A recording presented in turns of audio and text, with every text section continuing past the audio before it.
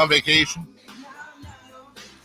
and we don't keep NBA general managers holding, least of which the very, very busy Scott Perry, kind enough to join us, the GM of your Sacramento Kings. Good morning, Scott. How are you?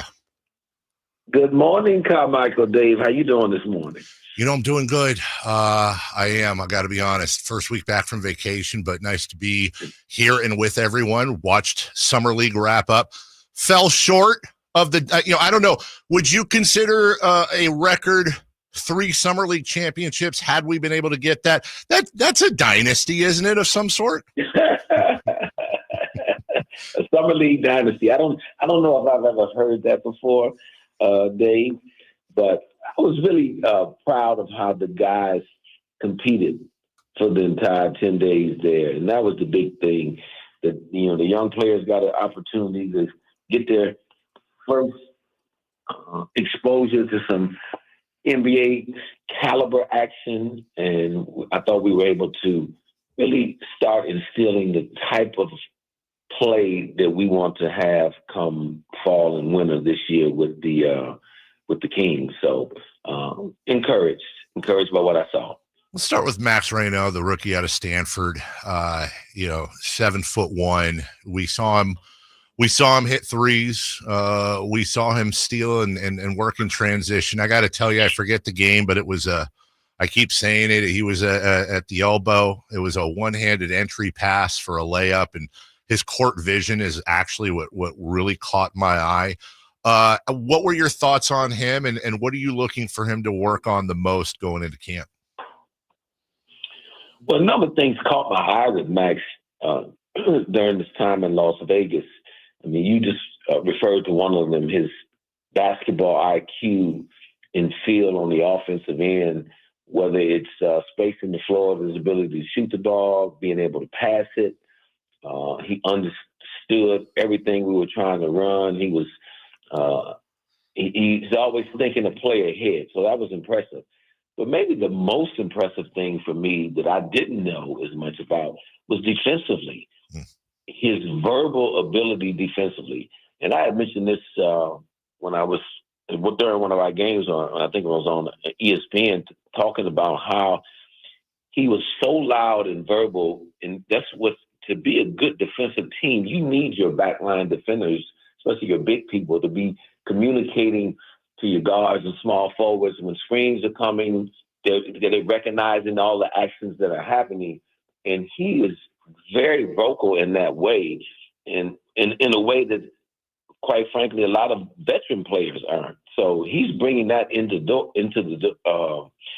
his first year as a rookie, which is a very positive thing. I think the biggest thing he's going to need to work on is he's got to get stronger and just keep developing as an athlete, and that'll be incumbent upon us to do a really good job in terms of our strength and conditioning and performance group to really dive in and help him realize his potential as an athlete so that he can get stronger. He can hold post position against some of the bigger, stronger guys in the NBA. Scott Perry joining us. That opens the door for me to ask a question we haven't discussed on the air yet. I'm always curious. I've asked this before of other GMs and coaches when it comes to defense. I think I mentioned to you in one of our conversations off the air, I always enjoy when I go to games. If I'm at a Grizzlies game, I love watching Brandon Clark on defense. He is so vocal. He's like a quarterback calling out schemes. And this is not an NBA superstar. It's just an arrow in his quiver that I think is phenomenal and really seems to kind of quarterback the defense when he's on the floor. He's not the only one.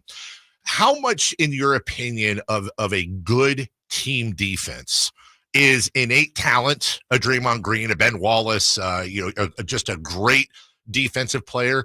But how much of that team defense can be improved based on scheme, based on communication, and the non-physical attributes that go into a team defense? How much difference can that make, Scott? Well, I think it makes a big difference. You mentioned two of the greats when you talk about Draymond Green, who I've known since he was 17 years old, and he's got a high IQ, especially on that side of the floor. And it's very verbal, as you said, so he sees plays ahead of time, and he communicates them very well. So all of the other 4 players on the floor with him understand what's getting ready to happen. And I worked very closely with Ben Wallace, as you know, for close to a decade, and he was 4-time Defensive Player of the Year. But what wasn't talked about enough with that defensive team, and we had those years in Detroit, we were top 2 or 3 defense for a number of years during that stretch where we went to the 6 conference finals and won a championship. But a guy like Rasheed Wallace, again, using his voice, he was the vocal leader of that defense. A lot of people, he didn't get enough credit for that. So he was the one, even more than Ben, in terms of using his voice, communicating to everyone else on the floor what was getting ready to happen. And that helped us go from, a very good defensive team to a great defensive team when we added him because of those verbal abilities, those little things, and understanding schemes and seeing what was going on. So I think it's a very important part when you're talking about building a team defense, that communication and scheme dynamics both play a very important role into developing an excellent defense. Kings GM Scott Perry, nice enough to join us this morning. Scott, back in that era, as you know, in this town, there is no team more beloved than the 2002 Sacramento Kings, and your head coach was a key cog of that starting lineup. Now, with all love and respect to living legends in this town, whether it's Vlade, whether it's Chris Webber, Mike Bibby, Peja Stojakovic, these guys were not known as defensive stoppers. But with Doug Christie at the 2, quarterbacking that defense, that 2002 year, they actually led the league in opponent field goal percentage. So when you're looking at the team you have laid out and the strides that you're trying to make, let's just talk specifically defensively. How much are you counting on Doug being able to instill how he really drove that team to play good team defense, even though the individuals weren't exactly all defensive first teamers? How much are you hoping that's going to translate, whether it's communication or otherwise, into this squad come fall? Oh, I'm expecting a lot of big things in that area under Doug's leadership. As you mentioned, he was an excellent defender during his time in the NBA. And what made him an excellent defender, not only was his toughness and grit, but his ability to communicate, and also his ability to match up with multiple positions. Yep. And so, knowing his philosophy, which is he and I are aligned on, we want to be a good defensive team. We want to extend the floor defensively. That was one of the things you saw us do this summer in the Summer League team, picking up 94 feet.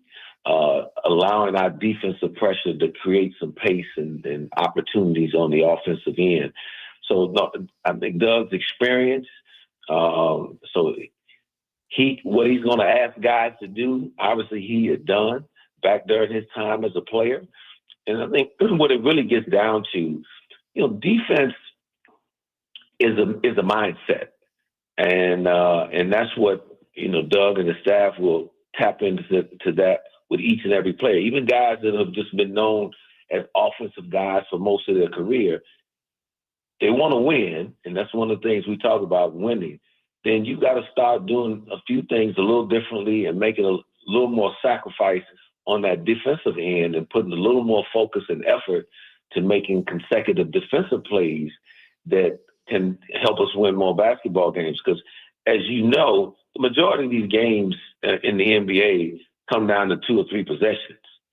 And so can we steal those 2 or 3 possessions on the defensive side with this group to help us win more than we lose this year?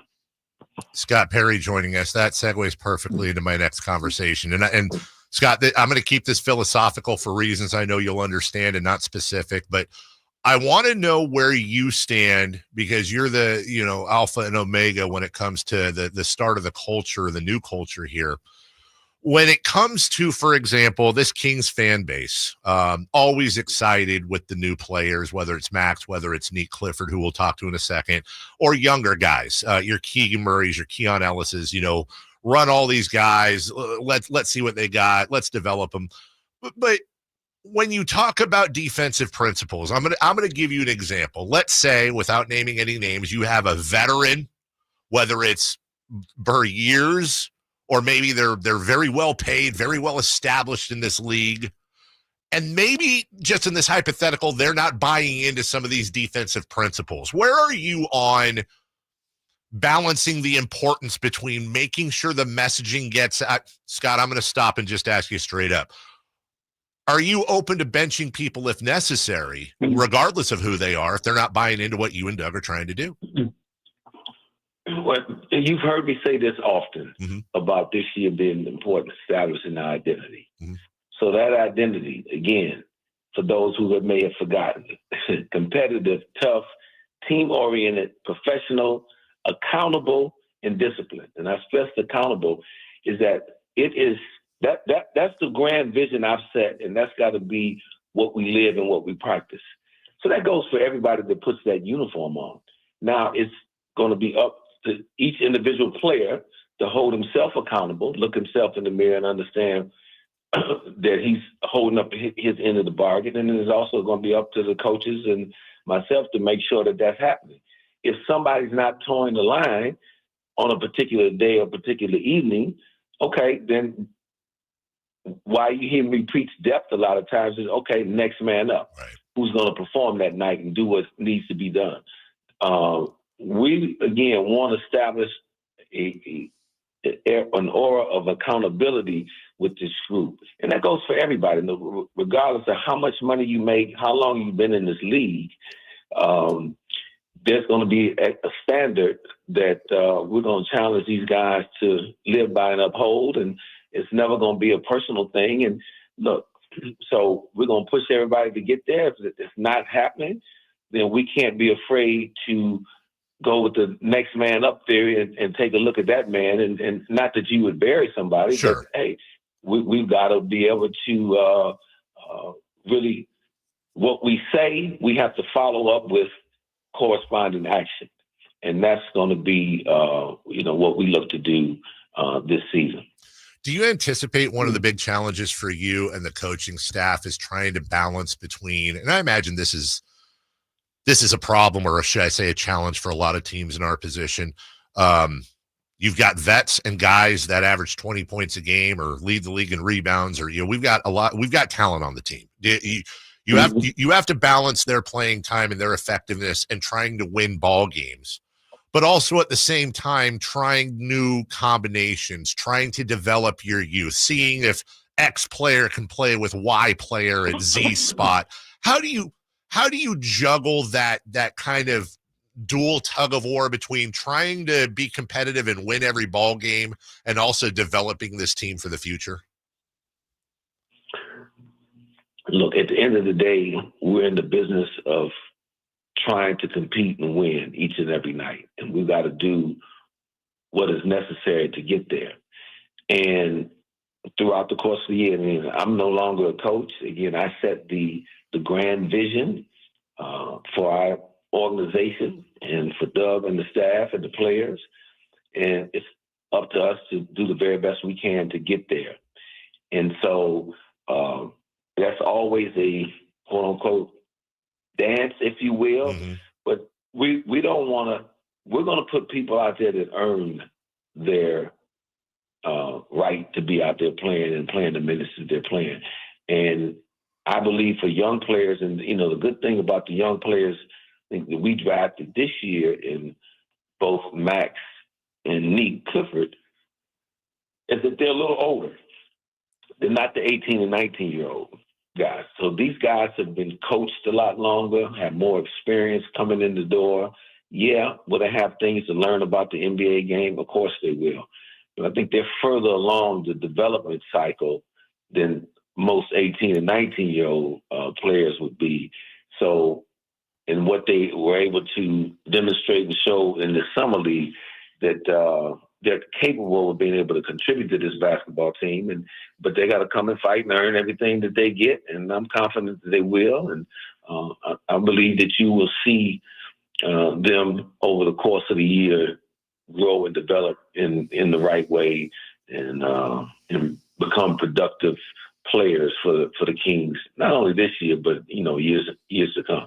Well, and Scott, if you would take us as we talk to Scott Perry, the GM of the Kings, something that isn't often talked about publicly because I just don't think it's that sexy. But when you have somebody like Neek or Max come in, any rookie whatsoever, whether they're 22 or whether they're 18, there's college bodies and there's NBA bodies. So even though we're entering August and September and what people would call the downtime of the season, how important is it for your staff to really work with these guys and try to help them? I'm talking physically, the weight room, whatever it may be, the programs you guys have in place to get these guys NBA ready with their bodies.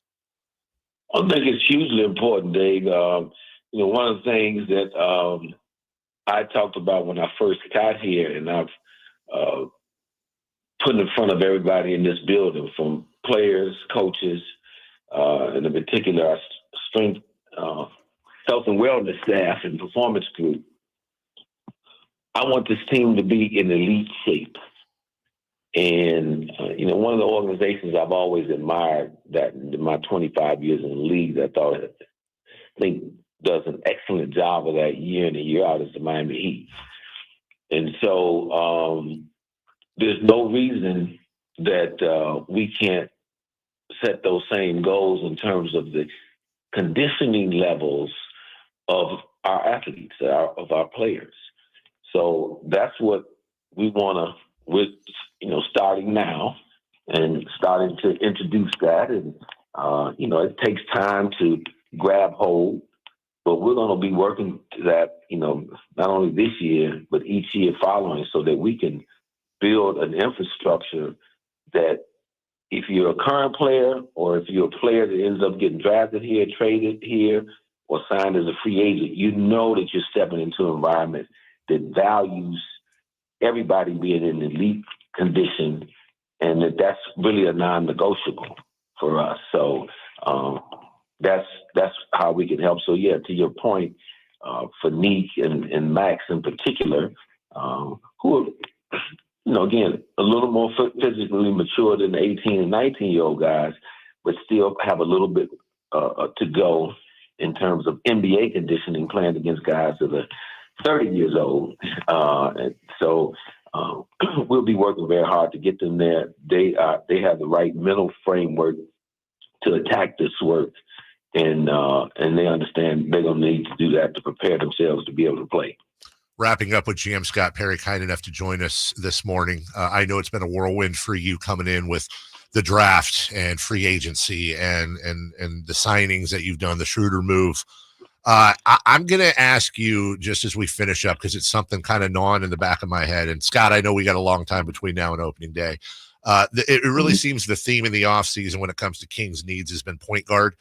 You've addressed that with Dennis Schroeder, and then whether you do a point guard by committee, whether it's Devin, it's Keon, Neek, Malik, whatever it may be, that there's at least been some progress there. I asked your predecessor at training camp last year, and it still kind of sticks with me. Maybe I'm wrong.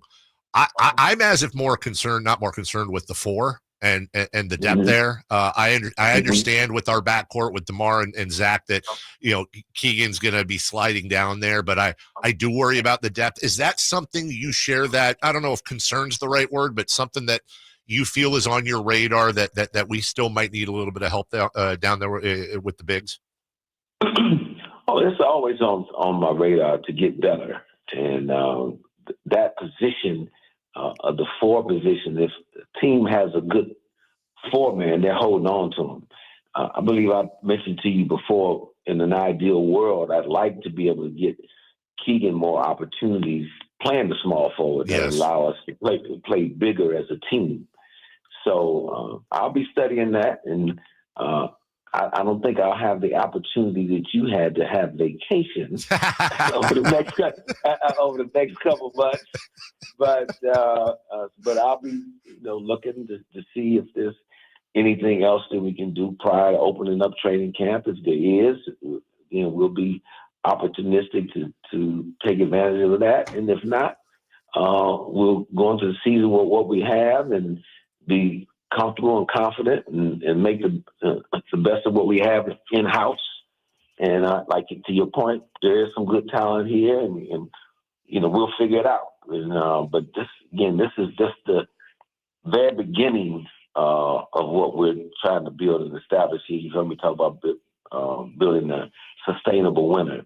So it's not going to all happen overnight. I said it in the last press conference. Rome was not built in the day. We know that.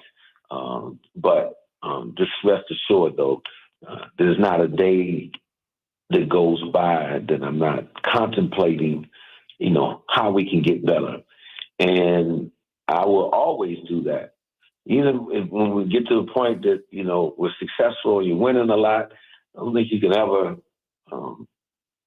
stop thinking about how to improve, how to get better, because I can guarantee you this much here. Even OKC, who won the championship and has an excellent team, I can guarantee you that they're figuring out how do we get better moving forward, because the competition out there is trying to get better each and every day as well. I never want you to come on this show and feel like you got, we're the only ones that got something out of it. And I know you've been doing this job and been in this business a long time, and you know better than anyone. It's a long season. Listen to me. Right now, I'm looking at just under $600 per person round trip, Sac to Maui. You got to be able to, hey, listen, you can find a week. Your phone works, dude. You can find a week to get to Hawaii and take your lovely family with have a little drink with an umbrella or something, watch the waves roll in. We got to figure out a way for you to get at least a little time off, man. Come on. Yeah. Well, I need your coaching in that area. I'm a slow student when it comes to that, Dave. So I need some coaching. As I was talking to you when I was on vacation, I will. I am happy to be your personal travel agent. We'll get some times together. We'll get you, because hey, you know what? A tired, sleepy, burnt out GM is not the best GM. We need to get you on a beach, my man. All right. I'm listening to. I'm hearing the message. Okay. Let me see if I can follow it. I appreciate you. I appreciate all the work you're doing. Fingers crossed, and this fan base deserves a hell of a lot more than what they've gotten over many of the years here. They're loyal. They love this team. You know that. You can feel the love in the city. And I know that I can't tell you what the future holds, and I know you can't tell me what the future holds, but everyone listening and everybody in this fan base is behind you and behind this team. Well, I appreciate that, and nothing would make me happier than to see this fan base and this community really enjoy this team and be a part of this team becoming successful, not only in the short term, but in the longer term as well. So I'm looking at rental cars in Maui too. It looks like it's $261 a week for a compact. I'm going to send you these links. See you, brother. All right. Sounds good. Have a good rest of your day. Thanks for joining us, Scott. Yep. Bye. Right, bye. That's Scott Perry. Come on, dude. Look, I'm not trying to say that, being a roofer or a long haul trucker is the same as being a GM in the NBA, but there's a lot of late nights. I don't want our GM of this team's already going to have enough challenges. I don't want a burnout GM in November, December. You know what I'm saying? So, plus you got that GM money. It's not like Scott Perry's. It's not like Scott's making,